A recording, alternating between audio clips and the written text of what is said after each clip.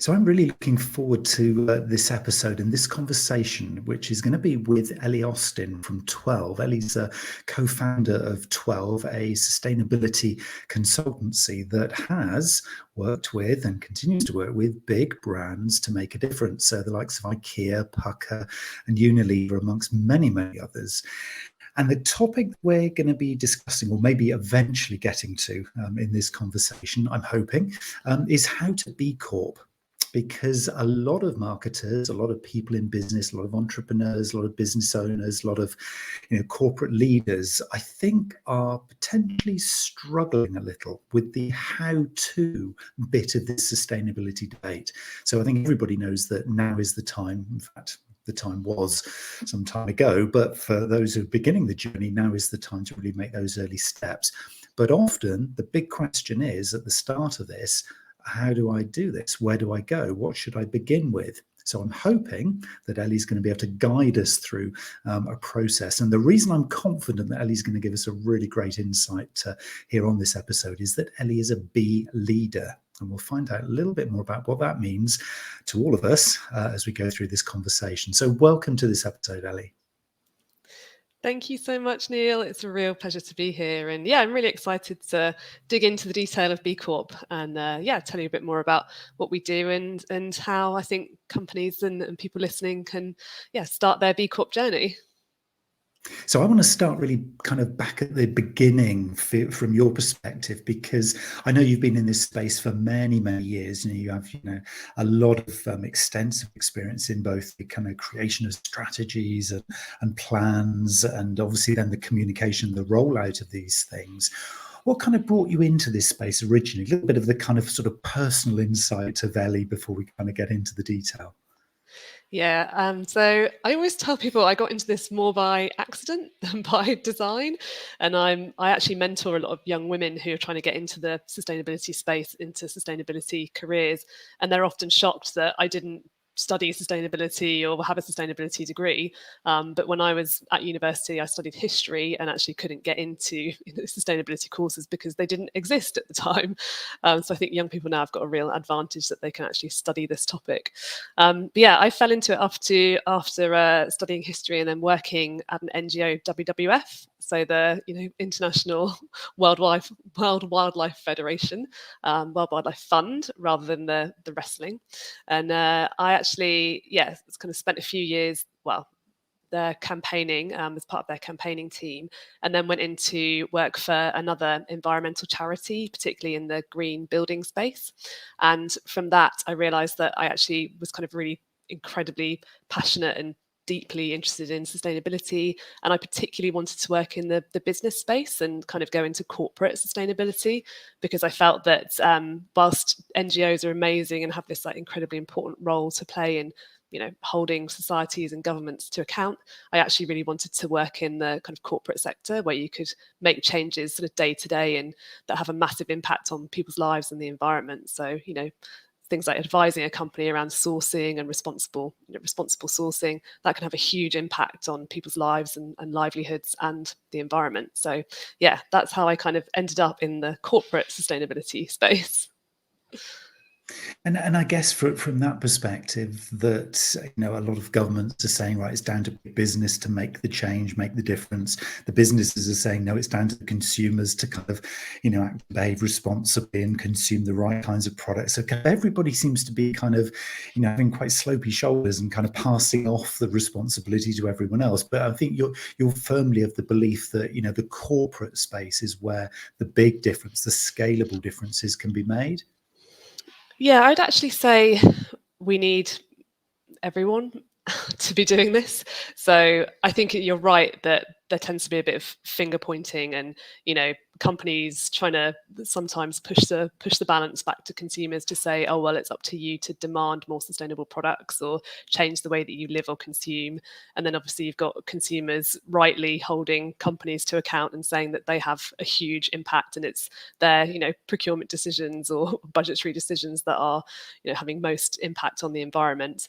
And then obviously governments are trying to get everyone to, some governments are trying to get everybody to act and slowly beginning to regulate for more sustainable business. But yeah, I think particularly the kind of business leadership space. So some of those brands that are really, putting their money where their mouth is and showing how more purpose-driven business can be really profitable. I think that's a space that's quite exciting to me. And I see a lot of, business leaders and organizations that are really disrupting their industries and kind of showing how we can create a more sustainable and hopefully regenerative future. I think this is going to be a really interesting conversation because I get a lot of, well, personally get a lot of contact with, I would say, SMEs, so small to medium-sized organizations, businesses, non-profits, but also profit-making companies. And I think a lot of those, certainly in the conversations I'm having, are almost looking to be guided by the big players, the big brands, the ones that I kind of reeled off a few examples at the start there. It's almost like if they're the ones who are expected almost to be producing this kind of, let's call it best practice, so that we can kind of be guided along by what the big guys are doing. And, so we almost don't have to learn for ourselves. We can almost just be sort of, handheld through this process. I mean, do you think from the bigger sort of corporate sort of ecosystem, do you think there is this responsibility for the bigger brands to kind of, be the kind of the flagships, if you like, of change? I think there is a responsibility, but I also think bigger corporates tend to move more slowly. And that's one of the things, we actually work with a lot of SMEs at 12 as well. So we have quite a few B Corp businesses who tend to be smaller, kind of more of the SME size. There are some bigger B Corps, but it tends to be something that smaller businesses find kind of more, I suppose, kind of easier for them to do than a large corporate that's got very kind of established systems and processes. So yeah, I think on the one hand, bigger businesses have a responsibility and a greater impact and a greater responsibility to act. But I actually think the SME, the kind of startup and scale up area is where some of the most exciting sustainability innovations are happening. And yeah, I think, we've got examples of companies that we work with, like Pucker Herbs in the tea space. They were actually bought by Unilever, so a much bigger organization, much bigger conglomerate, later in their journey. But we see businesses like Pucker being really at the forefront of how they're sourcing ingredients sustainably and trying to create a more regenerative supply chain. So yeah, I think smaller businesses can be a bit more nimble and agile and kind of actually really show the big corporate leaders how to do these kind of new and innovative business models. And they've got a lot more kind of, I think, room to play and kind of, trial things in a way that I think some big corporate leaders are too nervous to do. You've kind of answered my question in a very consistent way. I've kind of almost asked it, I guess, in 3 different styles, and you've come back with a very consistent answer in terms of this. This is about the time for an individual, if they're kind of getting it and feeling it, doesn't matter whether they're junior in the organization, a senior leader in a big corporate. Everybody can take the responsibility here. This is, I think, kind of the theme already that's started to come through here. This is not the time to be passing the buck. The time is short now to be making these changes. So we've got to kind of rise up and actually say, okay, I need to learn more. I need to kind of embrace this. I need to be responsible, even if it is in my own kind of little sort of area of influence. So it could be somebody maybe in a small team within, say, a medium-sized organization who can start to become the evangelist or sponsor within their business. Would that kind of work from your experience? Somebody kind of starting locally with a view to kind of maybe broadening it out across a business. Yeah, I love that question. And absolutely, like 100%, we need everybody on board. Like, we're living in a climate and ecological crisis. The challenges that we are facing are just enormous. And anybody that's read the climate science will know how terrifying the current situation is. And, the only way to solve this and to make progress is to have everybody on board, everybody thinking about this every minute of the day, although I know that's probably not happening. But yeah, we need everyone to kind of do what they can. And I don't care if it's kind of small actions or big actions, like just start thinking about it and try and spot opportunities in your organization from day to day to think about how could things be a tiny bit better. And then once you've done that, how could things be a lot better? And yeah, I see there are loads of opportunities for people across different parts of the organization, from, being in the people team and an HR person to helping, improve people's working conditions or diversity, equity and inclusion in the organization you're in. Or you could be in procurement and looking at responsible sourcing, or you could be in transport and logistics and, helping to make, your company to improve the sustainability of their transport emissions. Or you could be in marketing and you could be looking at, what are we saying to our customers? How are we inspiring behavior change for our customers? And how are we, using the kind of language to inspire and empower people and getting them to take climate action or reduce waste or whatever it is that you can potentially leverage as a company. Before we get into the detail of the how-to, because I think we're getting close to it, it just feels like it's going to be people chomping at the bit saying, okay, I want to do this. Tell me, Ellie, how I do it. We're going to go there. But before we do, just want to pick up on a comment that you just made there, which was, I don't think they're living and breathing it or thinking it all the time. I'm paraphrasing, but you said, and then you kind of almost sort of ironically laughed. And I thought that was really interesting, because this is exactly what I'm seeing, is that a lot of people are saying, yeah, I really must do this stuff. I really must get involved. And then they kind of turn their back on it and get on with the day job. Yeah. What is missing here? There's a missing link somewhere, isn't there, for most people? I don't think it's everybody, but certainly there is for most people. It's kind of still not taking it seriously. Yeah, I think it's probably a bit of like cognitive dissonance, and it is really hard. We're talking about massive, massive challenges, and whole systemic changes to the way that we live and consume things, and interact with infrastructure in our cities, and it's just, I think there is massive changes that need to be made. So I think people can just kind of shut down a bit, because it is really overwhelming, and I have great sympathy with that. I work in this area, I live and breathe it all the time, and sometimes I just think, oh, it's too hard, and I want to just give myself a break. And I feel like people are just kind of generally, I think, becoming a lot more aware. And you see how many millennials, for instance, are looking to work for companies that are ethical and sustainable, and how many young people and the broader sets of consumers are looking to buy from companies that they believe in and companies that they think are being a force for good for people and planet. And that gives me a lot of hope, and I think people are starting to think about these things more and more. But yeah, I mean, the reality is, like, it's not on everybody's agenda all the time yet, and I think that's just the reality right now. But I'm hopeful that we'll get there.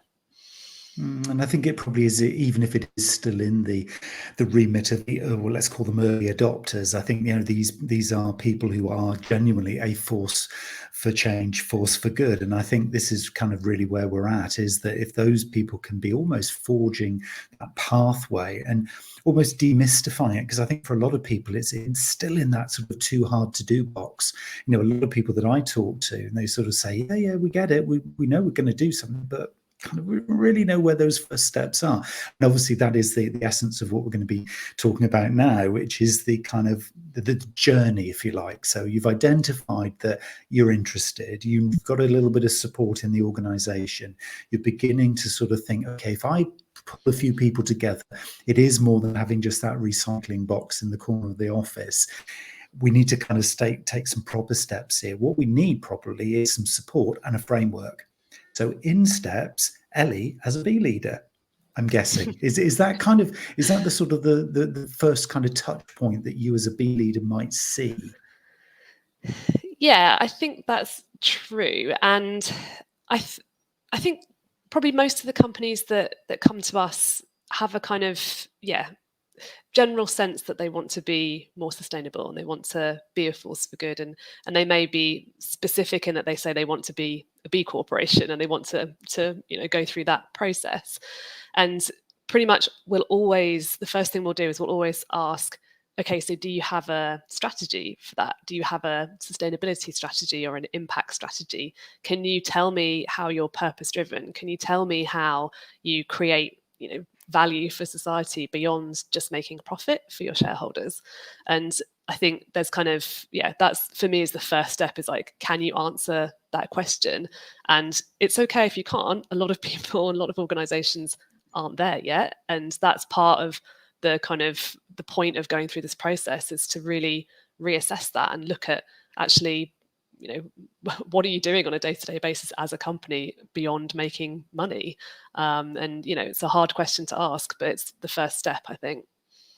And it's probably a bit of transparency, a bit of brutal honesty, probably within the management team or within the group that we're kind of talking about here, is actually looking at each other in the eyes and saying, actually we're not doing well enough. That from the ego, the collective ego of the organization, that can often be quite a hard sort of pill to swallow, or a hard thing to actually hear, because you might have been passionately working in this organization for many, many years, proud of your products and services, you've got a lovely customer base, profitable in the old sense of the word. It's hard then to look at yourself and say, actually, we are doing bad things. We are just not doing good enough.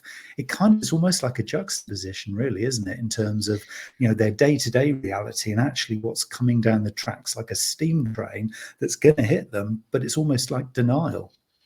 Do you see that as well? Definitely. But I think we always try and couch it in terms of kind of being quite positive and saying, it's not just that you are necessarily, it's not kind of a black and white picture where you're just doing bad as a company, and making profit isn't in itself inherently bad. It's just that you should be doing that in a way that also serves a wider purpose and wider society. So we try and often talk about it in terms of, well, wouldn't it be amazing if you could do what you're doing, serve your customers, make your amazing products and keep lots of people happy, but at the same time do that in a way that is sustainable, that is I mean sustainable in the sense that you can keep on doing it in a world that is going to be potentially changing dramatically because of climate change, and kind of helping them see that not only is it a complete necessity for the longevity of their business, but also helping them see that there are loads of opportunities. Like they could reach whole new customer bases, they could create completely different products, they could move from selling a product to leasing a product, for instance, or completely changing their business model. And it's terrifying and it's a scary thing to think about, but I think the alternative is more terrifying, which is if you can't tell me as a business leader what your business is going to look like in 2050, how you're going to still pay your employees, how you're going to buy your raw materials or find your raw materials in a world that is potentially going to be significantly different to how it looks now, that I think is actually more terrifying. Like, what's your plan for the business to survive otherwise? I like that. I can see, I often do with these kinds of episodes, I often take a little kind of a clip out and we call it kind of short form video. And it's the little promotional piece. And I think there, for that last 20 seconds, I think that was it. It's like this, the alternative is way, way worse than the maybe the short term kind of pain and commitment of resources. If you don't do this, good luck, because it was like Mark Carney said a few years ago, isn't it? It was like, you're not going to be around. You simply aren't going to be around in so many different ways of how you interpret that. But it's, this is the wake up call, isn't it, really? And I think it's probably somebody like you, sort of, Ellie, as a B leader. I want to hear a little bit more about what a B leader is in a second. But it is, almost reassuring, I think, for the business community to know that there are specialists like you that can actually come in and say, okay, we've admitted it. We are being really honest with ourselves. We know we need to do better. We know we've got to take this journey. Hold our hand, help us with this.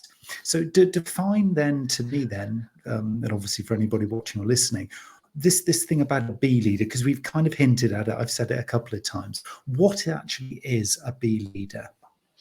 So, good question. Yeah, so I think it's really important that I'm clear about that. So the B Corp movement is a movement of businesses worldwide who are becoming a force for good, and we'll talk a bit more about that. And a B leader is someone like me who's independent from the B Corp movement and from B Lab, which is the organization that kind of owns and operates the B Corp certification system. So I'm a B leader, and that means that I've been trained by B Lab, the organization that that takes B Corps through that process. I've been trained to support companies through the certification. So I'm not a kind of insider. I don't have any influence over the B Corp process, but I can just kind of stand on the sidelines and help hold a company's hand as they go through the process and help them understand the language around it and the technicalities. And then at some point, once a company wants to become a B Corp, they'll have to then be verified properly by B Lab, which is not something that I'm involved in. So there's this nice kind of realism and independence there that actually then almost takes the pressure off, possibly, from an organization who says, right, okay, we've heard about this B Corp thing, we've got this company down the road in our sector who are going down this path, we're going to fall behind if we don't do this. Okay, so now we want to do something. So to me then, having the starting of this kind of journey, or kind of starting of the mapping out, it feels like this is a nice process, because I talked about one of the big gaps here as being, we don't know where to start. We don't know what the journey should be. So it sounds like the B Corp journey itself, and working with a B leader, gives you that kind of set of questionnaires, those sets of meetings, that preparation of strategy. Feels like there's a big process in here. Am I interpreting that right? Absolutely. Yeah, no, you're absolutely right. So the whole the whole B Corp process it's a really useful framework for companies to start to answer those hard questions around how can you be a force for good in society. So you can use the B Impact Assessment, which is a questionnaire to become a B Corp, and it's around 200 questions long. So, it's a significant piece of work. It's not something that you can do over a 5-minute cup of tea. And you can go through, it's completely free to use and access the B Impact Assessment. So anybody can do this. It's a completely kind of free tool from B Lab to get yourself a baseline score for the assessment. So you can go through every single pillar of the B Corp assessment, and I can tell you a bit more about that. But overall, to become a B Corp, you need a score of 80 points out of 200. And just to be clear, 80 out of 200 sounds like quite a low threshold for the number of points that you need to become a B Corp. But most businesses, I'd say like a kind of business as usual business, is probably going to be getting around 15 to 20 points. And, a business that's doing probably quite a few good things might be getting around 50 points. They're still going to be quite a long way off that 80-point mark. So it is really quite a high threshold for companies to pass. And you also have to score points across all 5 pillars of the B Impact Assessment. It's not just that you can be really great to your workers and terrible to the environment and get through. You need to be consistently scoring points across all 5 aspects of the assessment in order to get through. So this is a proper framework then, isn't it? This is quite, I'm going to use the word holistic, because I think, to me, it is very, as you say, it's very, very easy to look great in one area. And I think this is where the whole word greenwashing came from, because it was like, hey, actually, if we do something that's really public facing, something that makes us look really, really good, like we're a great company, actually don't worry about the rest of it, because nobody will even notice that. We can kind of shroud everything else with this amazing story. Feels like the B Corp approach then is much more, because it's holistic. It's almost like there's no corners to hide in.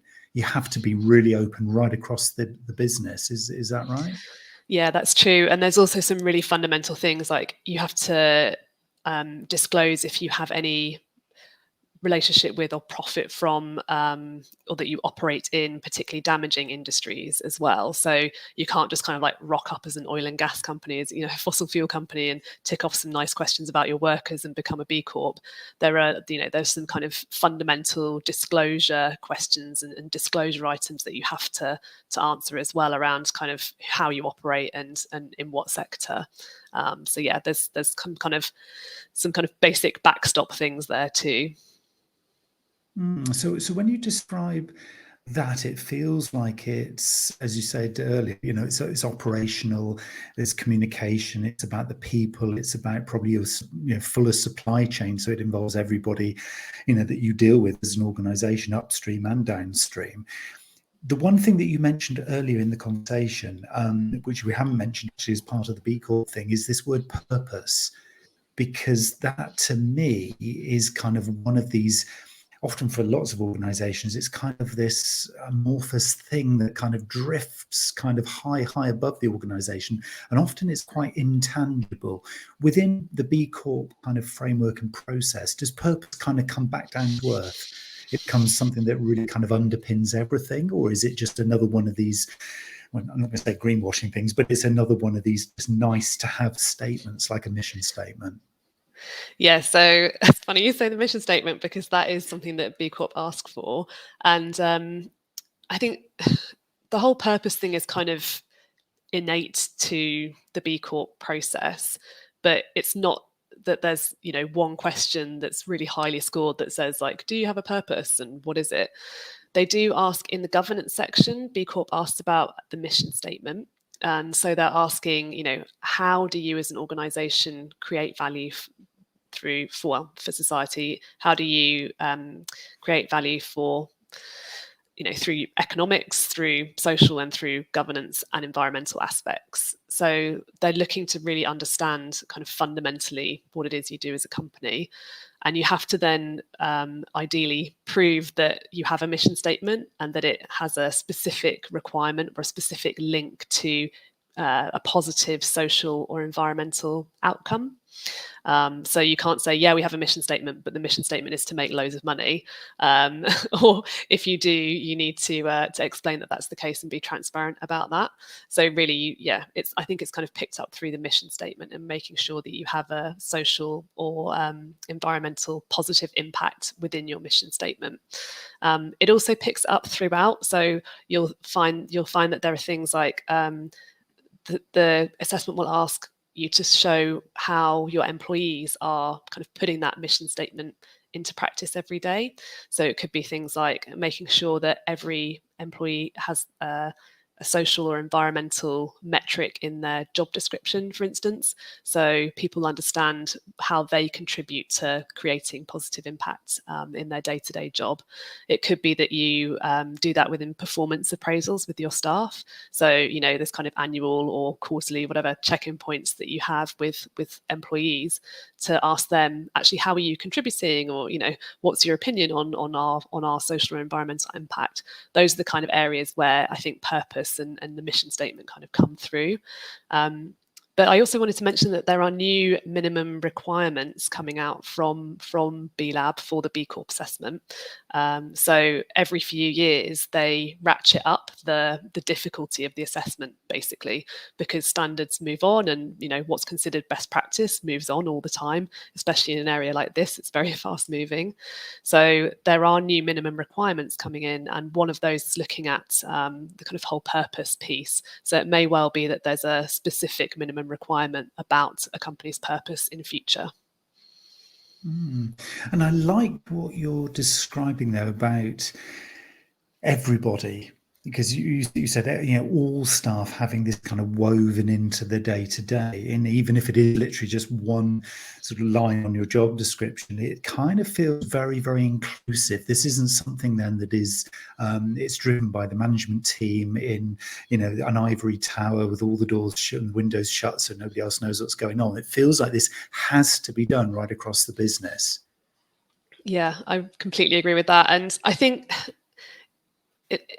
and even if that's not so much about kind of how you score points in the assessment, it's really about how you actually go through the process. So there is no way that an organization of more than about 2 people in size is going to be able to get through the assessment without having buy-in from everybody in the company. You need everybody on board. The bigger you are, the more that's true of the company. So you really need to have everybody thinking about B Corp, everyone aware of how they can help contribute to the different aspects of the assessment. So everything from your HR team looking after the sections around workers and the kind of really detail pieces around your workforce and your employees, to people helping to look at your manufacturing or your transport for your environmental pillar. So yeah, I think there's you need everybody to be part of the process and bought into the process to even go through it and be successful in certifying. It's really I think it takes a village to get through a B Corp certification. So is it like a sort of a cascade process then? I mean, presumably there are the higher level kind of strategic meetings. I mean, you must have had them where, you know, you're kind of in there for that very first meeting and it's like, right, Ellie, guide us. And is it a case of kind of, you know, you're very, very high level at that stage, and then it kind of cascades down into individual teams as you identify initiatives, and so it's almost like a waterfall effect. I mean, just trying to sort of visualize this for everybody in terms of kind of how the process actually works. Is it very much from a top-down perspective to start with? I think it depends on the size of the organization and how they approach it and kind of where they are in terms of the maturity of their sustainability approach already. But I'd say that it really helps if you have senior buy-in and senior leadership, you know, enthusiasm to become a B Corp. It's going to be really difficult to get through if you don't. I think most of the companies we've worked with have had really, really, you know, senior level buy-in, which is fantastic. But then you can't just have the CEO who's up for it, and you know, you need to have that spread through the company as well. So yeah, I really like your analogy of the kind of waterfall. And we've seen with a lot of companies that we've worked with that they often will have a kind of champions network. So, you know, a network of B Corp champions internally who are taking responsibility for meeting different parts of the certification process. And those will be people, you know, cross-functional, people from all different kinds of teams and in different layers of the organization, all, you know, being clear about their role and meeting regularly to try and see how can they get through the assessment and how can they, you know, pick up more points here and there, and really kind of how can they make that roadmap to become a B Corp happen in the organization. I'm kind of just trying to put myself, as you're describing this, trying to put myself in the shoes of somebody who is in a typical, I mean, if there is ever such a thing, but a typical kind of business that you might be talking to. And I'm guessing not everybody is going to be sort of, you know, rah, rah, this is amazing. You know, come on in, Ellie, you've got to spend all the time with our team. And you must find resistance. You must find, as you go through this process, individuals or particular teams who are folding their arms saying, yeah, okay, it all sounds great, but I simply don't have the time, people, resource, budget to be able to do this. What happens for you then? I mean, because obviously, you know, this is the commercial world, you know, you're going to have, you know, hurdles to kind of jump over. How do you kind of deal with that? Because I'm fascinated by trying to sort of cut through some of this stuff, which I've seen, you know, from a different perspective, admittedly, but this kind of resistance to having to do it now because I'm too busy. How do you kind of cope with that? Yeah, it's a really good question and a tough one. I think probably what we've seen is, I think actually the biggest problem we see is people not wanting to kind of being enthusiastic about the idea and wanting to go for it, but you're absolutely right, they don't necessarily have the kind of the time or just the headspace to when you really get into the detail of it. And one thing with the B Corp certification is it is very, very detailed. I love this phrase that I don't know if you saw that when Jamie Oliver became a B Corp, the Jamie Oliver group, he was interviewed and he said something like a quote along the lines of, B Corp is the most rigorous thing we've ever gone through. They really go through your knicker drawer, is how how Jamie Oliver talked about it. And that quote stuck with me because it really does explain kind of how detailed the process is. And it's that, you know, the one thing we find with clients is they kind of keep asking us, like, they're not really going to check that, are they? They're not really going to ask for evidence of, you know, that particular item, you know, this one line out of, you know, hundreds of questions. And we have to say, I'm afraid they do. You know, they're very rigorous. It's an extremely rigorous assessment. You have to be able to evidence and document and show with emails or, you know, internal documents or your employee handbook. You have to be able to evidence everything. And that's actually the biggest kind of blocker we see with, I think, with B Corp. The kind of B Corp process is just the time and the detail and the level of evidence that you need to collect from everybody in the organization to be able to substantiate your certification. So yeah, and in terms of how you get around that, it's really challenging. We, you know, we often talk about being an accountability partner for our clients, and by that we mean, like, we can't help a company become a B Corp by collecting all of their documents. It's, that's something that they really have to do. Like, they have to help the team understand why it's important and why it's going to be such a wonderful thing to become a B Corp, to get them to kind of engage with it and to keep going when they're on this long marathon of going through the certification process. So we've used, I've used it, I know I've used it a number of times, but you've also done this too, this word journey. So if an organization, so somebody from there is no such thing, but from an average business listening to this, somebody's there thinking, sounds curious, it sounds demanding, it sounds good. But I think probably if we were looking at this in reality, we'd score probably 5 out of 200 on this rating. So we're kind of way, way, way downstream in terms of getting anywhere near it today, but we have a desire. So is there kind of as the B leader, is there a recognition that there's almost like a pre-B Corp stage or stages where people kind of almost sort of warm themselves up before they begin the sort of full deep immersion in this hefty process? Is there kind of stuff they can do further back upstream? Yeah, so to be honest, and I'm not paid by B Lab, so I am independent and can have a kind of different opinion on things. If a company comes to me and they're that far behind, I'd actually say, I'm not sure B Corp is right for you right now. And I think, there's some, more fundamental work that a company needs to do there. And this is a lot of what we do with clients as well, which is around setting your sustainability ambition and vision and strategy, deciding what kind of organization you're going to be and how you're going to get there. So thinking about what goals and targets you might have to improve the impact of your business. And I think there's also a kind of step around doing some stakeholder engagement there as well, and really understanding what your most significant sustainability impacts are. So like if you're kind of very early on in the process and you don't even really know where to start, you probably don't know what your sustainability impacts are. Like you don't know if you should be thinking about packaging versus transport versus raw materials versus what happens with what happens with your product at the end of its life. There are so many kind of complex factors to this that I'd say the first step is really understanding what your most material sustainability impacts are. So what are those most significant topics that you need to address, and what are you doing right now, and how could you potentially improve that?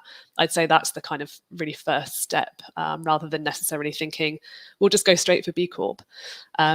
But I will say, like, even if you are scoring very, very low or think you might score very low on the assessment, using the B Corp framework to understand that and see where you score really low versus where you are picking up a few points, that is a really useful initial view. So yeah, I'd say it's kind of a useful process to do for anyone, even if you think you're not going to score very highly.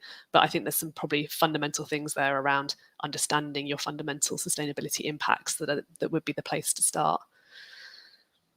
I have to say, Ellie, this the way you've described this is probably the most clear and succinct way that I've heard this described, not just B Corp, but just in terms of the process of engaging with this thing. I don't think I've heard anybody describe this more clearly. So thank you so much for the way this is kind of emerging as a conversation. It's just brilliant, because almost in my mind's eye now, I've got this kind of this flow of things I could do, irrespective of where I am on the journey. It's like if I'm so far upstream or sort of downstream, as it were, no, upstream. So I haven't even started yet. So I'm way, way back there. There's something I can do. There's almost like there's some signposts of things that I can get. There's help I can have. And I don't even need to think about B Corp. If I'm already done all those activities, I can look at this and think, actually, yeah, maybe now we're at a point where we can start challenging ourselves. And, we're aware that our competitors are beginning to sort of sense this is where they're going to, because we're hearing it through the supply chain. So maybe now is the time to properly complete that, questionnaire and see how we score, and then maybe after that then we can get on to the proper journey. So I'm kind of seeing there is this sort of staging process for kind of qualifying to qualify, as it were. And I'd never really encountered that before. So to me, there's a real clarity behind that. So thank you on behalf of everybody kind of listening to this. That is really, really clear. That's so refreshing to know that there is something anybody can do, irrespective of where they're starting from. Oh, thanks, Neil. Yeah, I'm hoping it's helpful. And I think that's probably one thing that a lot of clients have said to us actually, is that I think we always try and kind of make things feel really accessible and simple, and try not to use really sort of technical language around things, because I feel like there's a whole kind of layer of sustainability consulting language and terminology that kind of scares people off and just makes it even harder. And so, yeah, we talk about things like your material issues is what sustainability consultants would say. And actually all they're talking about is what are your most significant impacts, or what should you be prioritizing? So it's things like that where I think it's just about a kind of language change to help people who aren't working in this day to day to understand what on earth we're talking about. And it has felt like that, I must admit. I mean, I've been immersing myself in this for quite some time now, and I still get this jargon comes up, and I think, I better Google that and find out what that means, because I haven't heard that one before. Yeah, it's just constantly evolving, isn't it? Which, it's the nature of the beast, I guess. Yeah, but my take is we don't have time. Like it's a climate emergency. We don't have time for everybody to understand the language of corporate sustainability before they can do it. Like we just have to get on with it. So I salute anybody out there who's just trying to make their way in what can be a kind of challenging and complex area. So before we sort of let everybody know how to get in touch with you if they do want to have their hand held by a very reliable consultancy in this area, I just want to just pick up on one thing that we were talking about sort of quite a way back in this conversation, which was it's okay to make profit as long as it's the right kind of profit. I just want to get your feel and your take on this, because I've kind of used the phrase sustainable profit, just meaning sort of very generically that profit that is made in the right way and then possibly reinvested in the right way. What is your take on making profit in a sustainable business? It's still okay to do, isn't it? Yeah, I mean, the whole B Corp assessment is only for for-profit companies. So, if you're not making profit, you're probably a charity or a social enterprise, or operating a different model. So, it's absolutely fine to make profit. My argument is, well, you should be making profit, but at whose expense? So, who is being potentially negatively impacted by your business activities, your profit-making activities? And like, we need to get to a place where you're making profit, but you're perhaps reinvesting a lot of that profit or some of that profit back into improving your business, improving your operations, supporting and improving your supply chain, and dealing with the end of life of your products as well.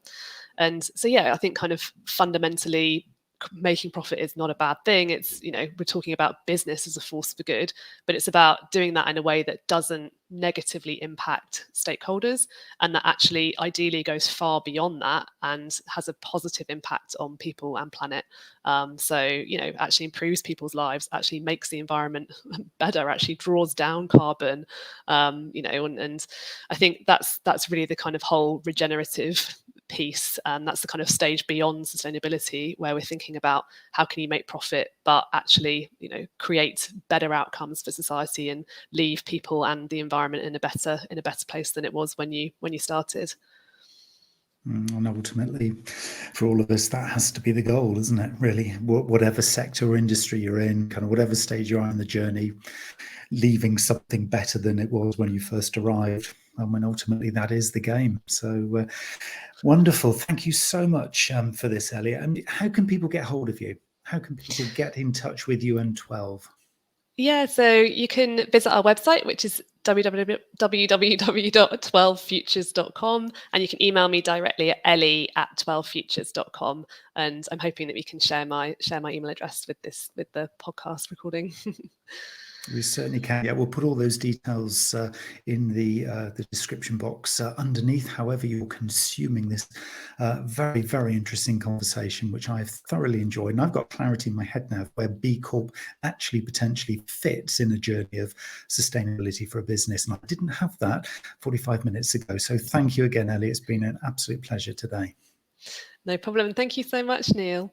I want to just add one more thing, sorry, and that is to say that there are loads of other B leaders. Like, I'm not the only one. There are hundreds of other amazing B leaders out there as well, who all have different kind of sector expertise and can help businesses in different ways. So if you go to the B Corp website, you'll find a list of B leaders there as well. So you can see there are loads of people out there who can support you on this journey. But anyone listening to this, we like Ellie. Try Ellie first. I appreciate that. It's great. Thanks for your time today, Ellie. Thank you so much, Neil.